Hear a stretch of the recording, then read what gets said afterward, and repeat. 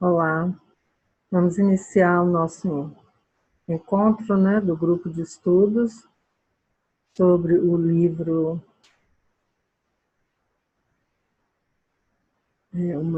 O Despertar de uma Nova Consciência, um Novo Mundo, da Cartoli. Vamos dar continuidade, vamos compartilhar a tela aqui.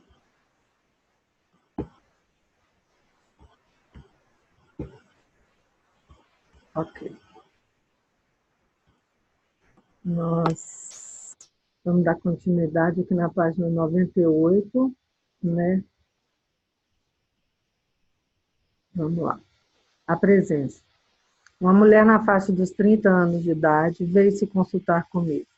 Enquanto ela me cumprimentava, senti o sofrimento por trás do seu sorriso educado e superficial. Ela começou contando a história de sua vida e, um segundo depois, seu sorriso se tornou uma expressão de dor. Em seguida, começou a soluçar de maneira incontrolável. Disse que se sentia solitária e insatisfeita. Acalentava muita raiva e tristeza.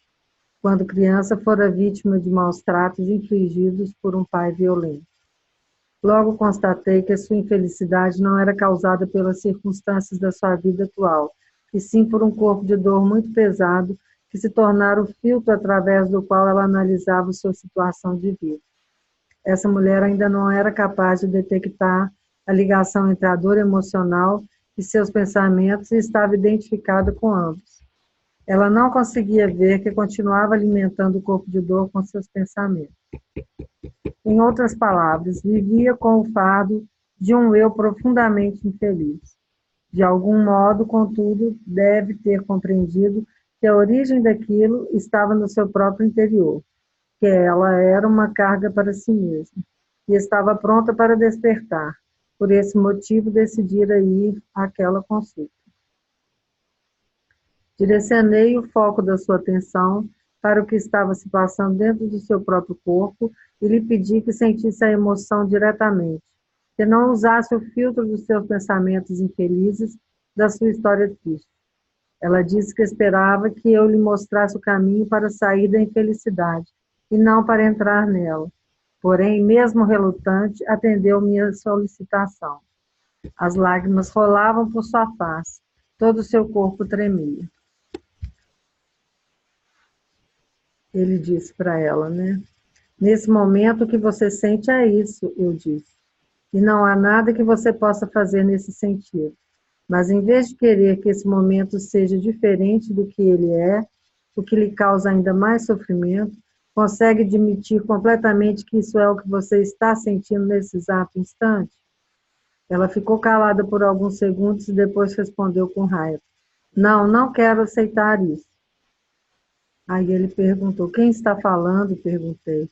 Você ou sua infelicidade?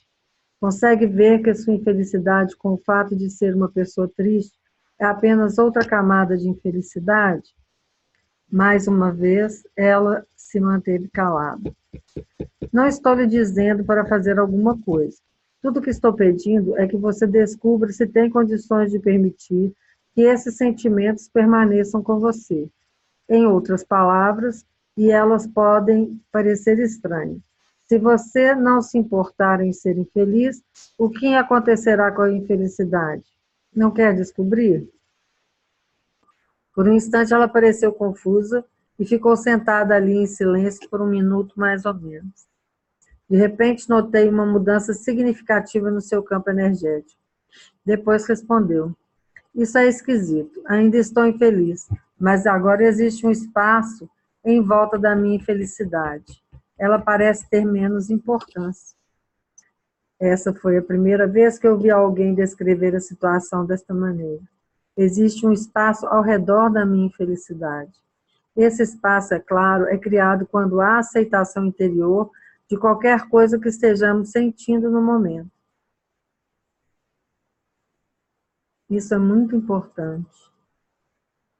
Não ter medo de sentir, não rejeitar o sentir, apenas observar o sentir. Se permitir sentir para perceber. a raiz, de onde vem, e para que nós nos conectamos a isso constantemente. Bom, não falei muito depois disso para permitir que ela vivenciasse a experiência. Mais tarde, essa mulher compreendeu o que havia acontecido.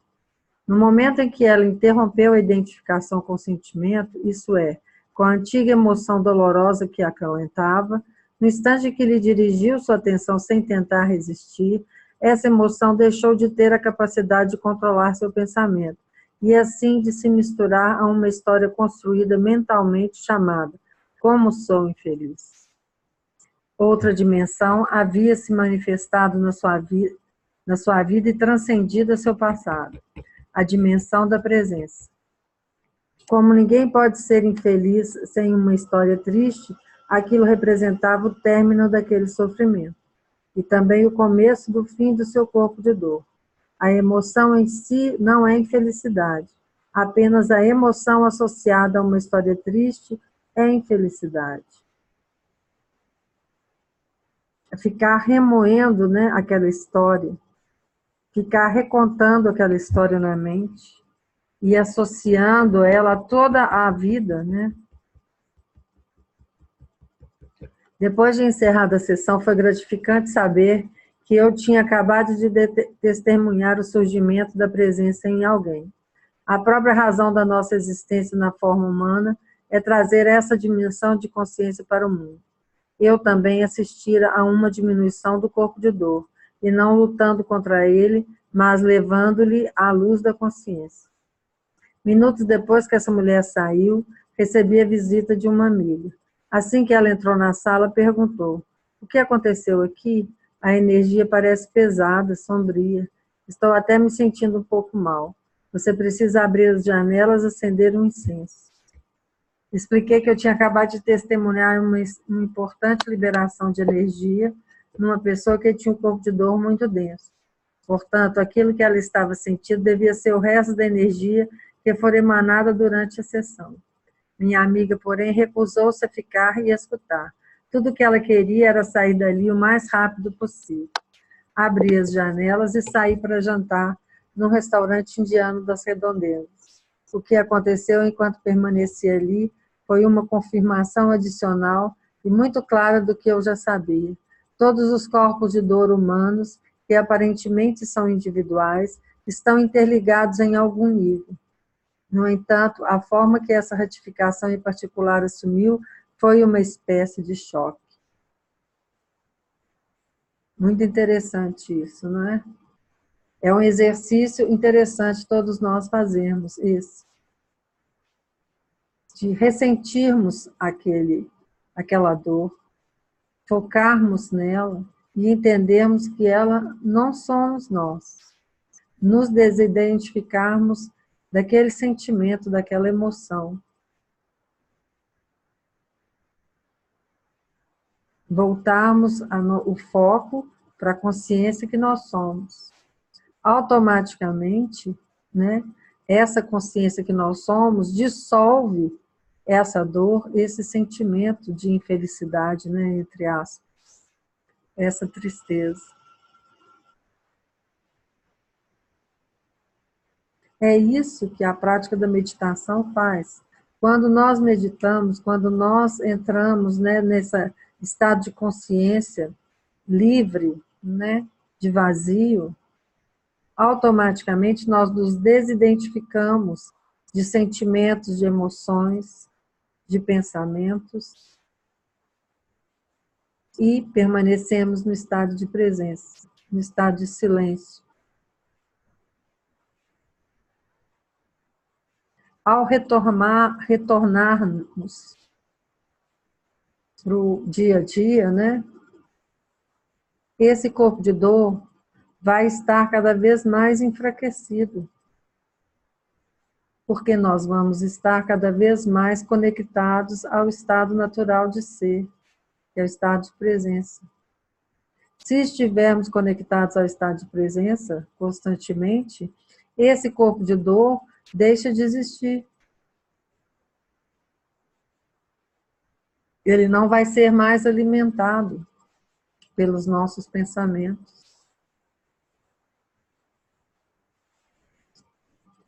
Ok. Vamos experimentar todo mundo fazer esse exercício que ele citou aqui. Vai ser muito interessante. Vai ser bom depois a gente até conversar sobre isso. Continuando. Então, agora ele vai contar o que aconteceu no restaurante. O retorno do corpo de dor. Sentei-me e pedi uma refeição. Havia poucos clientes no restaurante além de mim. Próximo à minha mesa, um homem de meia idade, numa cadeira de rodas, acabava de jantar. Ele me dirigiu o olhar uma vez. Foi rápido, mas intenso. Alguns minutos se passaram. De repente ele ficou inquieto, agitado, seu corpo começou a se contrair. O garçom aproximou-se para retirar o prato. O homem começou a discutir com ele. A comida não estava boa, estava horrível. Aí o garçom fala, então por que o senhor comeu? Perguntou o garçom. Bastou essa frase para deixá-lo furioso. Ele começou a gritar, tornou-se ofensivo, palavrões saíam da sua boca. Um rancor intenso, violento, encheu o ambiente. Era possível sentir aquela energia entrando no corpo das pessoas à procura de algo a que pudesse se fixar. Agora o homem esbravejava também com os outros clientes. No entanto, por uma estranha razão, me ignorava completamente enquanto eu permanecia sentado num intenso estado de presença. Desconfiei de que o corpo de dor humano universal havia retornado para me dizer: você pensou que tinha me derrotado, veja, ainda estou aqui. Foi o que nós falamos antes, né? Também considerei a possibilidade de que o campo energético liberado durante a sessão com aquela mulher me seguir até o restaurante e se prender à única pessoa ali que apresentava uma frequência vibracional compatível com a sua, isto é, um corpo de dor pesado. O gerente abriu a porta do restaurante. Por favor, retire-se, retire-se. O homem saiu zunindo na sua cadeira de rodas elétrica, deixando todos perplexos. Um minuto depois ele voltou. Seu corpo de dor ainda estava ativo, precisava de mais. Ele escancarou a porta com a cadeira de rodas e começou a gritar obscenidades. Uma garçonete tentou impedi-lo de entrar. Ele acelerou a cadeira e imprensou a moça contra a parede. Alguns clientes acorreram para tentar puxá-lo dali. Gritos, berros, pandemônio. Um pouco depois chegou um policial. O homem sossegou, pediram-lhe que saísse e não voltasse mais. Por sorte, a garçonete não se feriu. Sofreu apenas alguns arranhões na perna. Quando tudo acabou, o gerente aproximou-se da minha mesa e me perguntou meio na brincadeira, mas talvez sentindo intuitivamente que havia alguma ligação. Foi você que provocou tudo isso? Que loucura, né? Então, olha para você ver, mais um sinal de que a suposição, a intuição que ele teve, né, de que ele carregou a vibração ali, né, que estava com a moça que ele atendeu, né, ele carregou junto com ele, né, aquela vibração, e ao chegar no restaurante, né, a pessoa que estava mais ou menos no mesmo nível vibratório da moça, né, com o corpo de dor pesado, né, assimilou aquela energia, né, e aquilo ali produziu, né, um movimento, né, ele ficou angustiado, irritado, e aconteceu o que aconteceu, né. Muito incrível. Eu guardo depois, foi perguntar para o Cartoli se não teria sido ele que tinha provocado. E você vê que o corpo de dor, ele quer se alimentar, né, da raiva dos outros, né, da tristeza, do que for do outro, né, da reação egóica que o outro possa ter. Bom, continuando. O corpo de dor nas crianças. O corpo de dor das crianças às vezes se manifesta como mau humor ou introspecção. A criança se retrai, recusa-se a se relacionar e pode ficar sentada num canto abraçando um boneco ou chupando o polegar. O corpo de dor também costuma se revelar por meio de acessos de choro ou de cólera.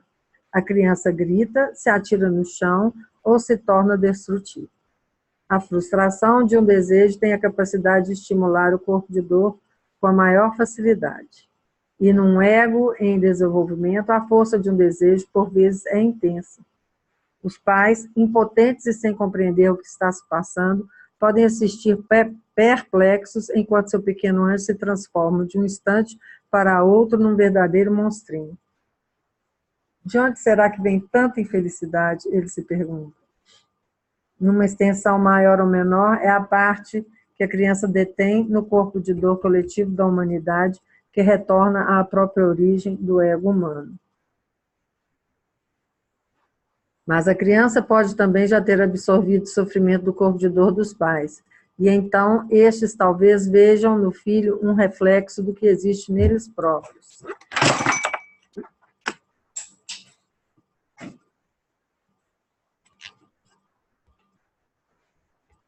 As crianças mais sensíveis são especialmente afetadas pelos corpos de dor do pai e da mãe.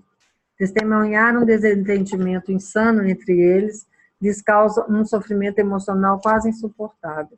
Assim, são essas crianças sensíveis que tendem a se tornar adultos com um corpo de dor pesado.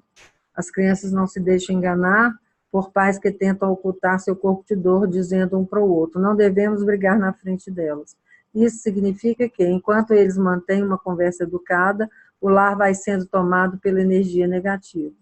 Os corpos de dor reprimidos são extremamente tóxicos, mais ainda do que os que se manifestam com franqueza. E essa toxicidade física é absorvida pelas crianças e contribui para o desenvolvimento do seu próprio corpo de dor. Fora isso, nós trazemos também no DNA, né, aspectos de corpos de dor dos nossos antepassados. Nós trazemos vamos chamar de karma familiar, né? E o karma coletivo também, que cria o ego, né? Que aqui o corpo de dor nada mais é do que o ego, né? Então, isso gera esse ego, né? Coletivo, familiar, né? Humanitário, da humanidade, né? Algumas crianças aprendem subliminarmente sobre o ego e o corpo de dor apenas por viverem com pais muito inconscientes. Uma mulher cujos pais tinham ambos fortes egos e corpos de dor pesados me disse que, quando eles gritavam um com o outro, ela olhava na sua direção e, embora os amasse, dizia para si mesma: essas pessoas são doidas. Como é que eu vim parar aqui?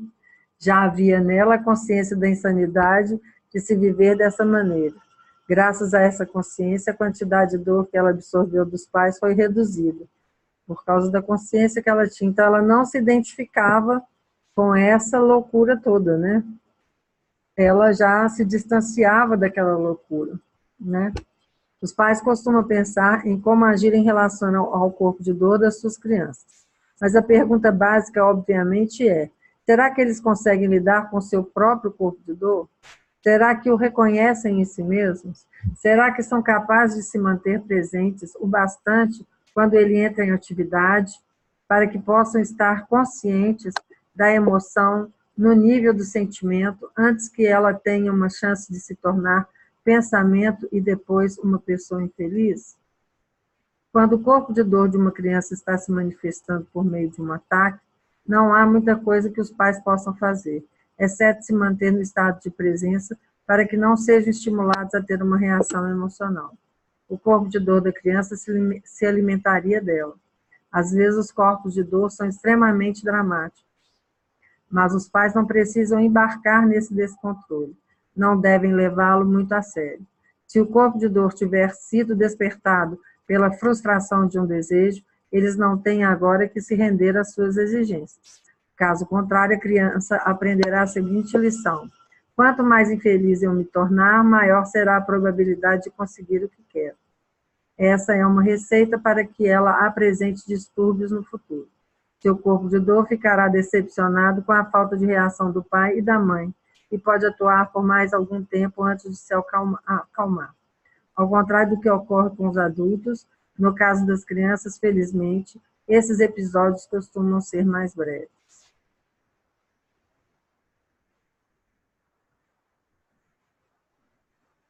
Sim, mas pode ser que, se não houver uma limitação, né, se não houver um direcionamento, esse padrão continue, né, de Dá uma birra, né? Adultos, alguns dão birra até depois de velhos, né? Conheço, já tive essa experiência. Então, a questão é tratar com amor, carinho e direcionamento, né? Apontar, né, o amor, expressar amor, compreensão, proteção, né? Dar limites para que aquela criança cresça com equilíbrio, né? Depois que a criança se acalmar, ou talvez no dia seguinte, os pais podem conversar com ela sobre o que ocorreu, exato. Mas não devem contar sobre o corpo de dor. Em vez disso, é melhor que lhe façam perguntas. Por exemplo, o que deu em você ontem quando não conseguia parar de gritar? Você se lembra? Como se sentiu? Foi uma sensação boa? Aquela coisa que lhe aconteceu, será que tem um nome? Não? Caso tivesse um nome, qual seria? Se você pudesse vê-la, ela se pareceria com o quê? Você pode fazer um desenho dela? O que houve com ela depois que foi embora? Foi dormir? Você acha que ela pode voltar? Essas questões, né, esse questionamento é interessante porque a criança, ela começa a se questionar, né? E esse padrão do questionamento também vai continuar durante o processo dela de amadurecimento. Então, quando a criança, os pais fazem a criança pensar sobre o ocorrido, eles estão dando a ela a oportunidade de se ver, de se questionar, de se perceber, né? Essas são apenas algumas sugestões de perguntas. Todas elas se destinam a despertar na criança a sua capacidade de testemunhar, isso é, a presença, e irão ajudá-la a deixar de se identificar com o corpo de dor. Essas perguntas aqui podem até ser feitas por nós adultos, né? Quando estamos enfrentando algum tipo de sentimento, alguma dor, qualquer que seja, né? Alguma coisa que esteja nos tirando do centro, né? Do nosso equilíbrio, para que a gente possa se questionar, né?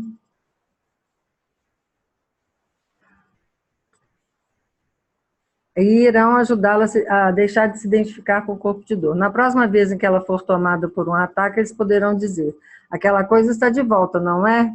O ideal é que eles usem as mesmas palavras empregadas pela criança na primeira ocasião em que falarem sobre o assunto.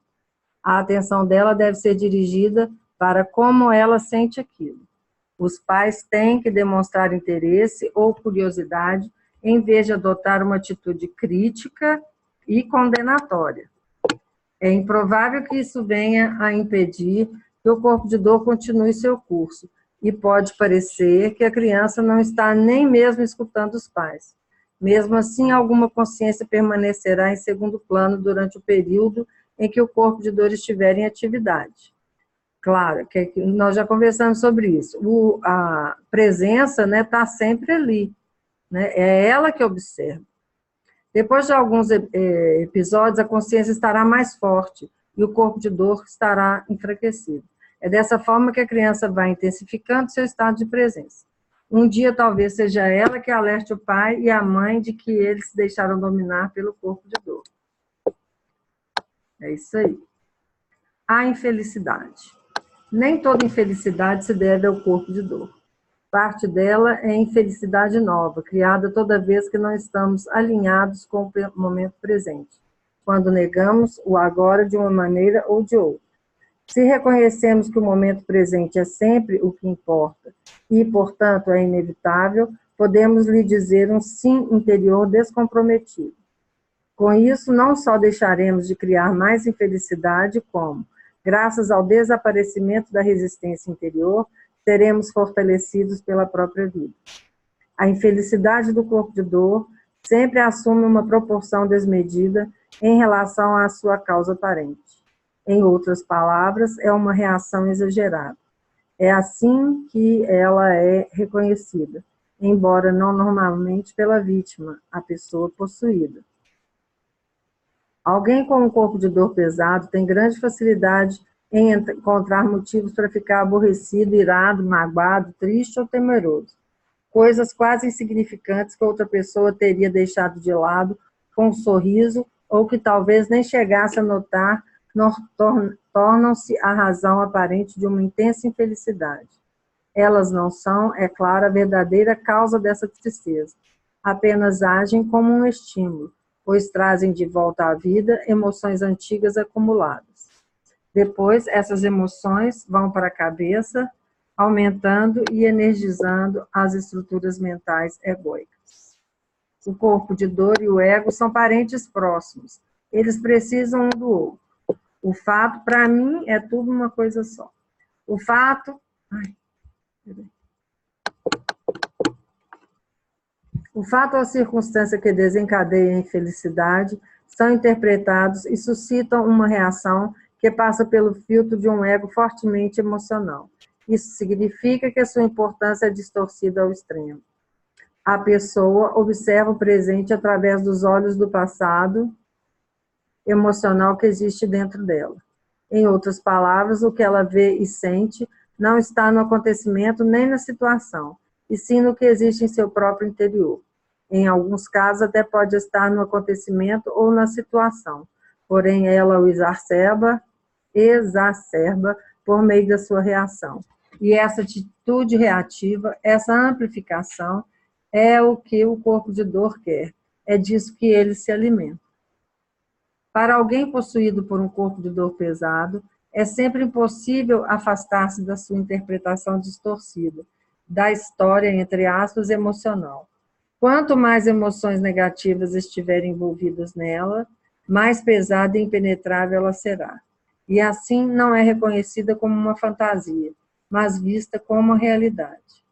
Quando uma pessoa se encontra completamente dominada pela agitação dos pensamentos e pelas emoções que os acompanham, distanciar-se disso é algo improvável, porque ela nem sequer sabe que existe uma saída. E dessa maneira continua cativa dentro do seu próprio filme ou sonho, prisioneiro do seu próprio inferno. Para ela, a realidade é isso, não existe outra possível. E no seu modo de ver, sua reação também é a única possível.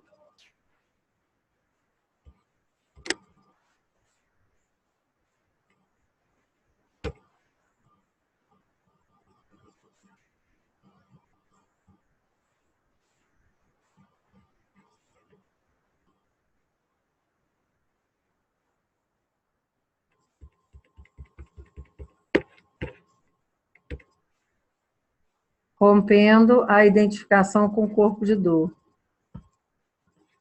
Quem possui um corpo de dor forte, ativo, emana uma energia específica que as outras pessoas sentem como algo extremamente desagradável. Quando elas encontram alguém que tem um corpo de dor desse tipo, sua reação imediata é se afastar ou reduzir o contato com ele ao mínimo. Elas se sentem repelidas por esse campo energético. Outras são tomadas por um impulso agressivo e se tornam rudes ou atacam esse indivíduo com palavras, e em alguns casos até mesmo fisicamente. Isso significa que existe algo dentro delas que está em consonância com o corpo de dor. O que as leva a reagir de um modo tão intenso também se encontra em seu interior. É seu próprio corpo de dor. Não surpreende que as pessoas com corpo de dor pesado e frequentemente ativo costumem se ver em situações de conflito. Elas procuram isso, né? Às vezes, é claro, elas próprias as causam, isso mesmo, mas outras vezes, de fato, não fazem nada.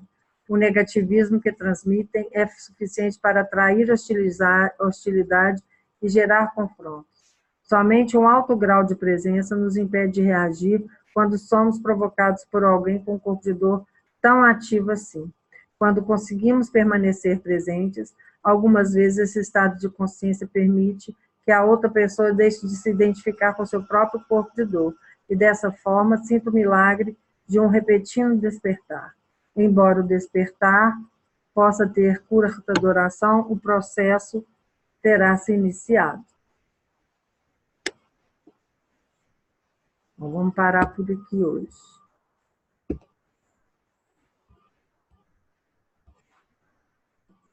Então, dando só fazendo só um resumo, né, desse